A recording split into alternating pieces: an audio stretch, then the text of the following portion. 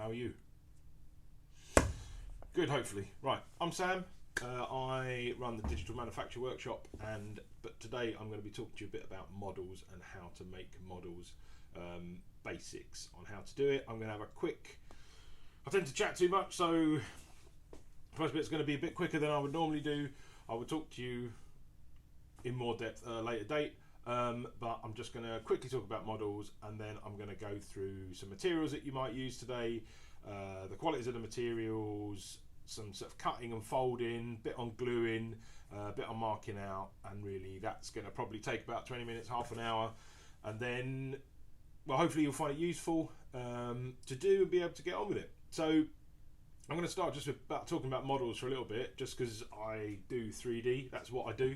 So I'm a great believer in making models, and I believe that it's something that is, essential to your practice. It's something that you will get better at as you progress, and it's something really you should try and enjoy. So remember that the model, when people think of an architecture model or an interiors model, people think of something that's very clean, that's sort of white with grass and trees and cars and people and stuff like that. But really, this is a long way from that, and that's positive. That's what it should be. These models are going to be a bit more raw in that way. So really, don't forget that the model is to help you understand what you're trying to do.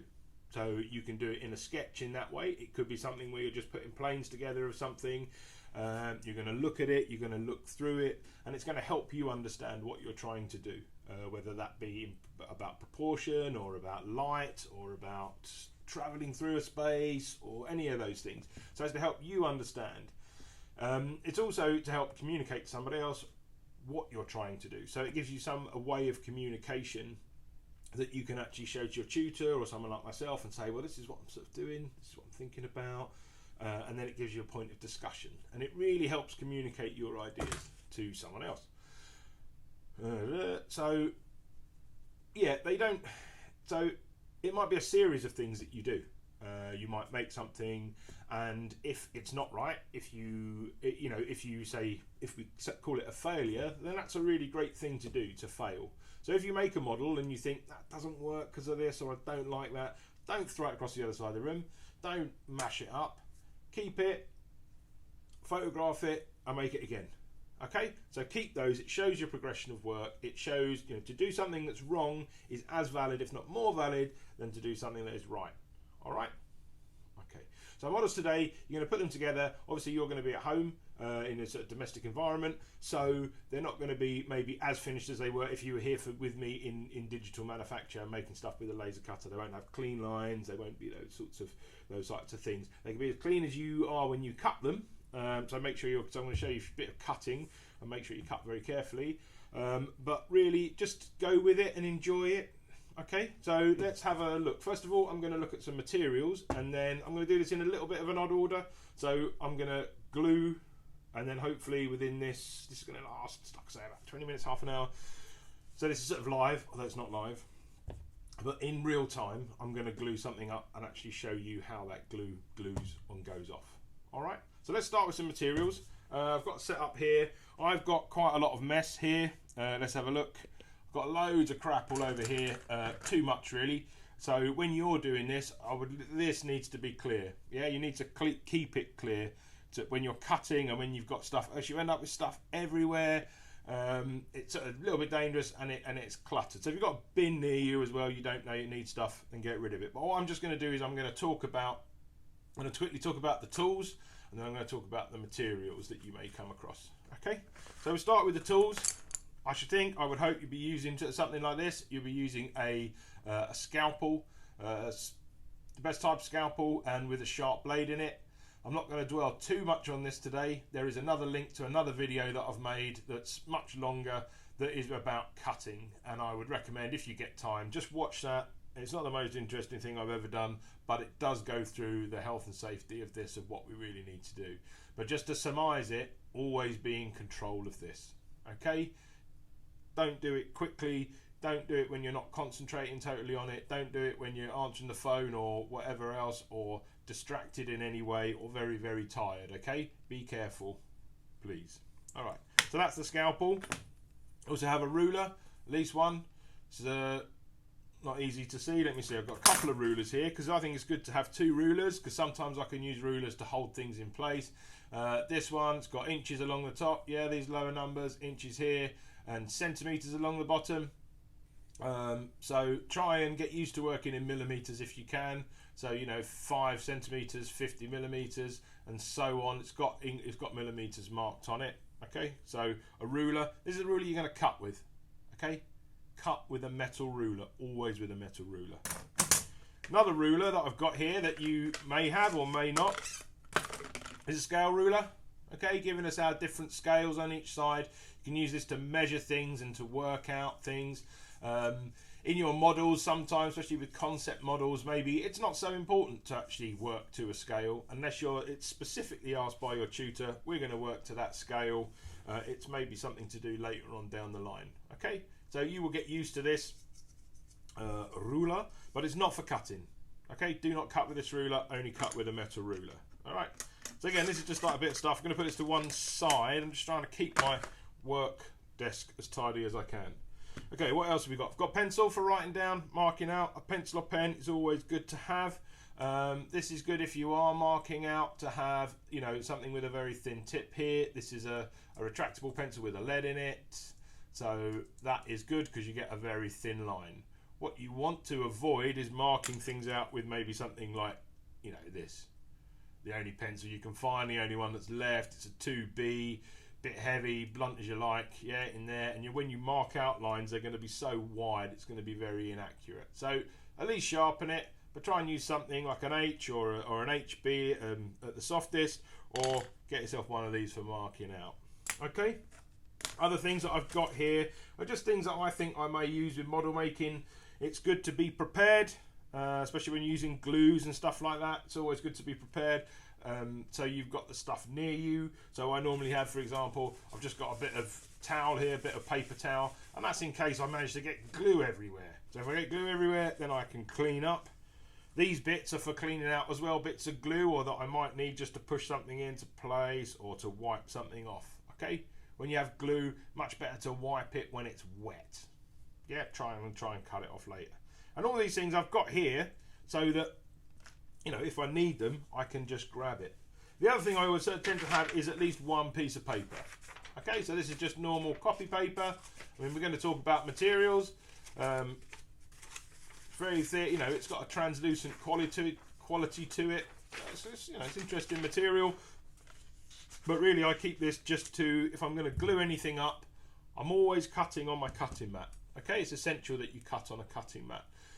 So I'm cutting on this, but if I'm gluing up, I might put it on this piece of paper. And this piece of paper is what we call it's just a sacrifice. It's just a scrap bit of paper. If I'm going to glue two things up, I'm going to do it on this bit of paper, so that I don't get the glue everywhere. I don't get it all over my board or anything like that. And then if the paper gets covered in glue, and throw it away or put it to one side or whatever and get another piece of paper. Okay, so a piece of paper. Also, maybe to write things down on, to write notes on. I would advise that now you should have a sketchbook or you should have a notebook, and that's very useful for model making. You can write in there lists of numbers. If you've got the height of something and you want to remember it, write it down in the sketchbook, and you'll have a page or a couple of pages, a few pages in your sketchbook that will be for this model making exercise. And they might have little sketches in with notations. It's good to label sides of things sometimes depending on how complex it is, but just write it down and use it as a note paper, and it will make an interesting page in your sketchbook. Okay, it doesn't have to be beautiful, it just has to record what you're doing to help you work. Okay, so piece of paper, that's there, and various glues that we've got. I'm going to talk about glues in a minute, so I'm going to leave those to one side. Let's talk quickly about materials that we have here. Right, try and keep this tidy. I'm not very good at keeping tidy, but we have to try. Okay, so materials, let's have a look. So this, like I say, is a piece of copy paper. By copy paper, it goes in a photocopier. It's very thin. You can fold it quite easily, and the qualities of it are, it's quite thin, it's very white. It's easy to fold. Put a fold in it, and I can use it. And also, it has a reasonable translucent quality to it. If a light comes behind it, you will see something through it. as opposed to when I go up I can make that paper thicker. Let's do it like that. Let's just go thicker through. So this is cartridge paper, thicker, a bit more substantial, yeah, a bit more strength to it, yeah. Holds a curve, you know, you can have tension in what you do. Don't always have to, you can just hold things by putting something one side or the other side, or tying something between it and use the tension of the material. So that one's, it's got tension and it will flop back in that way. It will always want to go straight. Going up thicker, well, let's stop at this one. So this is somewhere in between those. So tracing paper. Materials, now we're looking at the material quality here as well as how it actually moves. Okay, but it's translucent, isn't it? You can see behind, it's not clear, it's translucent. Okay, and that might be quite interesting. Also think about the quality of materials that you are using. Model making we can use for many different things. We can look at the form of things, but we can also look at the sensitivity of things, look at the sensation, look at what you're trying to convey, where you're trying to put people somewhere. Yeah, what I mean by that, the feeling that you would get in an environment of which you're thinking about. So you may, you know, come across materials. This is tracing paper, obviously. That's you may see other materials. I mean, I'm concentrating on papers and cards, but just looking around the workshop that I've got here, there are other materials that you can find that may be relevant to what you want to do. Okay, they may have different qualities, and these materials you could use as just a bit of foil. I mean, you know, if it is relevant, don't use it for the sake of using it, but if it is relevant, then you can think about using other materials in what you do. I mean, something like this, just, it's a much different quality, a much, you know, it's sort of, it feels different, sounds different, but actually this, against something that was maybe very straight, these papers and cards, very straight, something like this coming in, puts this into a completely different place. Okay? So keep your eyes open, and once you have a project, I think once you've got it in your head of what you're trying to convey and things that you're thinking about, you know, you may see it at a later date. And so it's interesting to find different materials. But I'm going to concentrate now just on the sort of what I would say the more standard materials. So we're going to carry on with that. Okay, so moving on from the papers and the cards. Here, this is mount board. You've got any of this. This is 1.5 millimeters thick. Stronger again. You know, stronger than the last one that I showed you, which was the like the watercolor paper. Much more rigid. You can make actually a real sort of, you know, structure out of that. Now, it's a great material. We use this all, you know, we use this quite a lot. It's got good. It doesn't like, it's a laminate, so that means it's made up of lots of layers and pressed together. It doesn't particularly like being folded. It won't fold tidily to give me a straight edge. You can't get a 90 degrees. I'm surprised that actually went so well. I was expecting that to rip along there. Okay, let's try it this side, like that. Okay, so it will, you can't really fold it in that way. If you want it to join together there, you would have to do one of two things. Okay, and I'm just going to quickly show you that now. In fact, let's do that now, and maybe we can get a bit of glue on something and we can get that to dry. So I'm going to cut this. Okay, I'm going to try and practice what I preach, which sometimes is quite difficult. Okay, so let's cut this material. Got it on my cutting mat. I can use my ruler to cut along, or most cutting mats have, you know, these numbers along here. It's in millimeters, but I can use that if I line up a straight line here, straight line down here, straight line along here. I can use that to line up my ruler. So let's just make it square first, and start here to here, holding my ruler very calmly. Okay, like I say, there's another video that I've made about cutting. Please watch it when you get time, but remember, you should always be in control of what you're cutting. You should always be in control of this. This is very sharp, okay? If you slip and you cut yourself, you are going to cut yourself. So be in control. If you feel that you're not in control of what you're doing, then stop it. You're doing something wrong. Change the blade, or just take it easy, you know?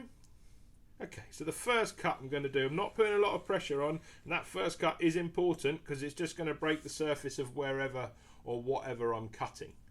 And then this, the mistake people make quite a lot is they try and cut things in one cut. You don't need to do that. The scalpel needs to be straight.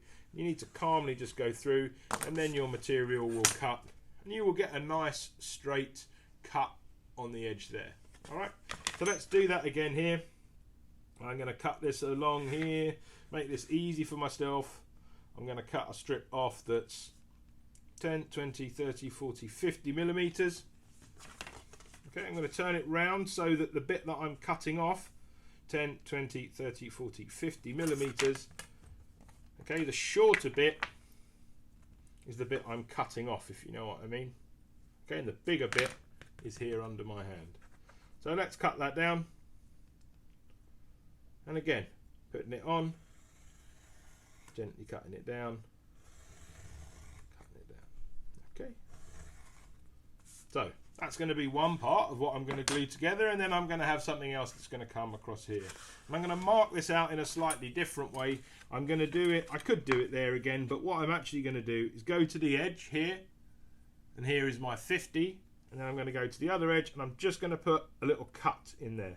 Okay, just mark the edge with my scalpel, and then I'm going to do the same on the bottom. Yeah, and then put my scalpel into that slot, move my ruler up to it and up to the bottom one, right, and then again, remember, slow.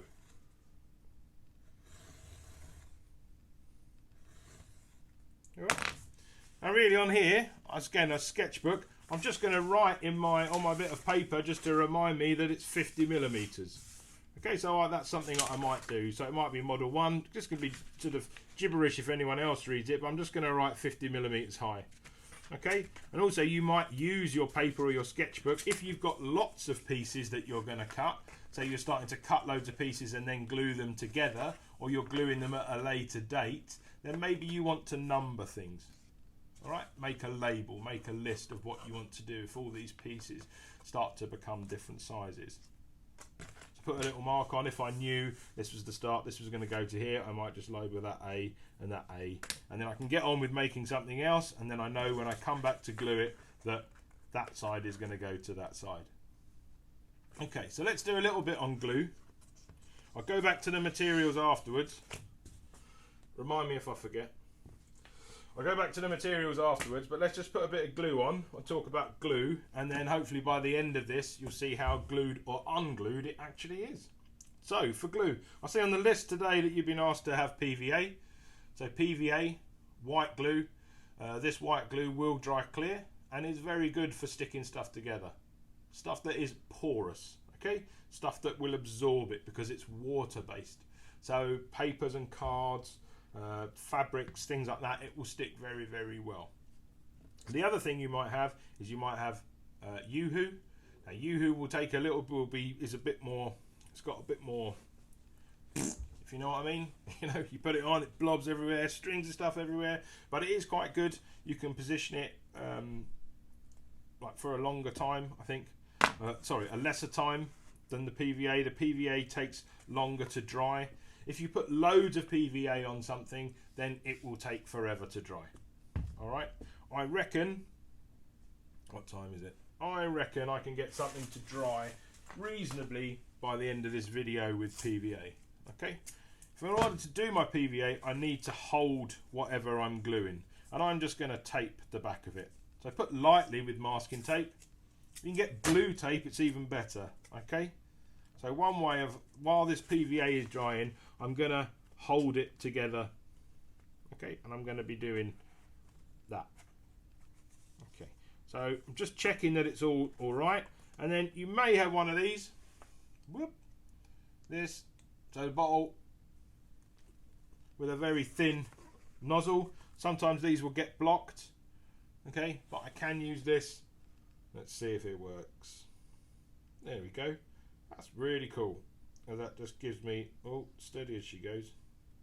All right, pull that down, and I'm pulling that back, and I'm holding it down onto the surface. Okay, it wants to spring out past my 90 degrees. If you've got something that's 90 degrees and you want to keep it 90 degrees, you can hold something on the back of it, or if you've got a sort of, you know, don't cut with it, but if you've got one of those plastic squares that you would use to put in, you can push that up into the corner. And then my little bits of stuff that I had here, while that's in there, I'm just going to smooth that up the inside while the glue is wet. Okay, trying to cut it off when it's dry will be very difficult. So small amount of glue on there, we can let that dry, put that to one side. All right, and we'll see how dry that is at the end. You know, the glue, probably you want to leave that for about 10 minutes. And it won't be totally dry, but it will be dry enough to glue the next bit on. Yeah, so some of this is going to be about the management of what you do of when you make your model. So do that bit and you think, 10 minutes, that's going to take ages to dry. But actually, if you do that bit, move on to the next bit, by the time you've cut all that and done all that, that will be ready to add the next bit on. Okay, so PVA, you can use that. If not, use your Yoo-Hoo. Yoo-Hoo like this might be a little bit messier, but it is good stuff to stick things together.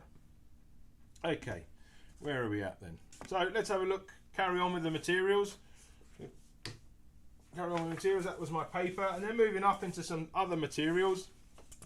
Thicker, really, I'm going here. So my next thickness up here is a bit of foam board. So whether you've got foam board today, I don't know, but it's definitely something you will come across in the future. This is 3mm thick. It also comes in 5 or 6mm thick. It's you know, it's stronger again than the others. It doesn't like being bent. It will just do that. Okay, so it just breaks it. You can't bend it in that way. But what you can do, I'll just cut a bit off, and then I'm going to put a fold in it. Well, I'm going to do it in 2 ways. Okay, I'm going to cut down. Now, if you don't have a sharp blade, which you should regularly change the blade on your scalpel, okay, especially at this point, so the same rules apply. Not doing it very hard, just gently going through the material. The first cut, make sure that first cut's good, because if that goes exaggerated, if that goes like that, you'll never be able to cut that bit straight again. Okay, so just run it down gently. Let's see how many cuts it's going to take. Just 2 on that one. Cut it down. And then if I want to bend this, I'm going to do, well, let's do 50. I'm always doing 50, aren't I? Let's do 60. No, let's do 45. So that's 45mm. I'm going to put this at the top, mark it out here again. Moving my thumb out of the way. Yeah, please be careful with the scalpel. Putting that in, 45 there. Was it 45? See, that's how my short-term memory. Right. There and there. And then here, I can cut this all the way down, or it is possible with some of these materials to just cut, and if you're careful, not cut all the way through it, just break the surface, and that will allow you then to fold that material and get, you know, a form like that. It's always going to have this bit on the corner, okay, but for some things that can work. Yeah, thinner material, I can do a similar thing here. This is corrugated card, model card. It's got a corrugation in it. You can just see it there. This is a thicker bit that I've just found hanging around. Okay, so corrugated means it's got this bit in the middle. It's got a corrugation to it. Much thicker. That one. This one, much thinner. And again, you can just do the same thing there. Break the surface.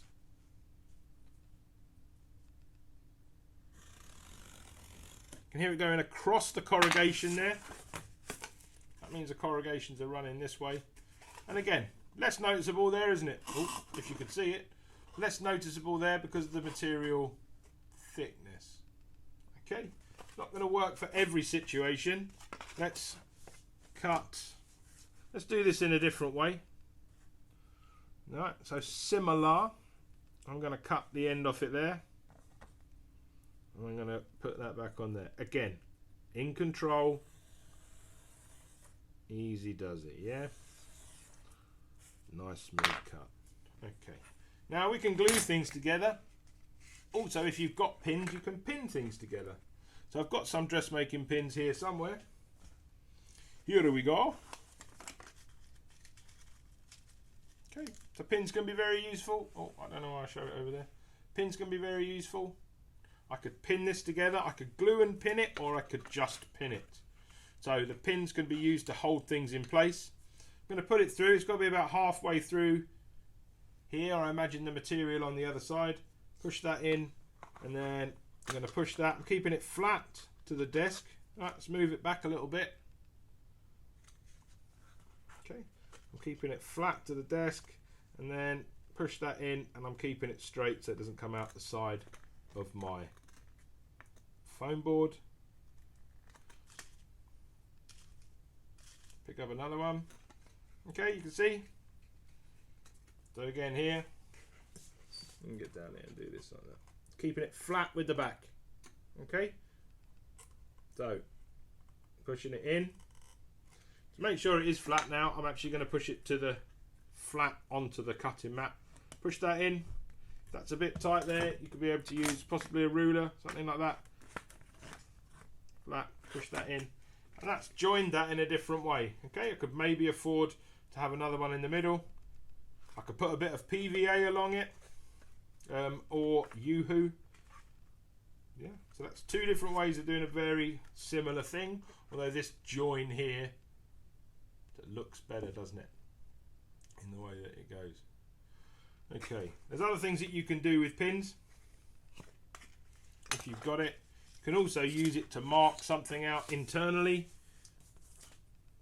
What I mean by that is if I wanted to cut, you may take a little bit more time working this out, but say I'm going to do this. Let's just use this there. Alright, and then I'm going to put the point of my scalpel into that hole that I've made. See that? Just, so I made these holes here with the pin. So I'm going to put my scalpel in the end of that one and then cut it down gently, and then I can sort of stop when I feel it go into the other bit of the pin. And again, I'm not trying to cut it in one. Okay, I'm marking things out if you want them tidy. Not to say a straight edge, every edge has to be a straight edge, but if you do want it that way, work through it methodically. Okay, always, but always be, slipped a little bit there, trying to do this a bit quick, which I really shouldn't do. Okay, finishing off my edges. Let's have a look. Is it cut through all the way at the back? Just check. Ripped a little bit there. Okay, but I can use it in that way to mark things out, to make apertures or to make windows. Okay. So you are going to be communicating. Let's have a look. Let's just bring this back. Let's have a look. This is the thing I PVA'd. Okay. Probably leave the... I'm only taking it off to show you. I don't know how many minutes ago that is. Not many. If I'm careful here... Oh, the tape slightly ripped the edge. But that has actually... That is holding that together. Okay. The glue is not totally dry. It's not totally dry. But it's dry enough for me, if I left the tape on, to glue my next bit on. Okay. I can pull it apart if I want. But it's starting to go off in that time. Alright. So... leave the tape on. It will take a little bit longer, probably about 10-15 minutes to dry. Leave the tape on, but it will be, you will be able to work it. You will be able to move on to your next bit. Okay, now you are going to be... I'll move all this stuff, shall I? So your communication now with everybody today, because of what we're doing, and we're doing it on Teams, then you are going to have to communicate by photography. So... you know, love a bit of modelling. I love to see your models in the flesh. I'd love to see them, hold it, look around it. It's so interesting. It really informs one to see that. But for these, it's going to be as good as your photographs are, isn't it? For when you show. So I've just got a bit of paper here. I'm sure you've had a little bit of coaching on this before, I would hope. But set up a bit of white paper. You see what I've done? Yeah, just put it up. That's a bit rubbish, but it shows, you know, they're having this curve in here, of this paper. Try and keep it straight. Do it against a wall, table against a wall, and then whatever you've made. I haven't actually made anything except a mess. Let's see what I've got. So let's just see this. So if I've got my model or whatever I've made here, you know, put it on that background, and then when you come down with your phone or camera or whatever you're going to use, probably your phone, you can get right in here and look at, you know, what you actually want. It's quite interesting to look at it through the camera. But having this reasonable background here will make your pictures look much better, okay, of what you actually see, rather than having all the stuff all over the desk and all those bits. And also you could change the lighting if you needed. Yeah, so you can look at things like light, shadow, how things are. You can look at it from this way, you can look at it inside. Okay, and as you go along making your models, there's no reason that you can't do that, you know, in the middle of a model. If there's a bit of it, you look at it and you think, oh, do you know what, that's the thing, that's what it is, that's interesting, then photograph it. Yeah, shows what you've done. Okay, let's see. Now, I think that's enough from me. Okay, that's 31 minutes. So I'll be on the call today. Enjoy making the models, cut safely, and I'm really looking forward to see what you're gonna make. Okay, see you soon.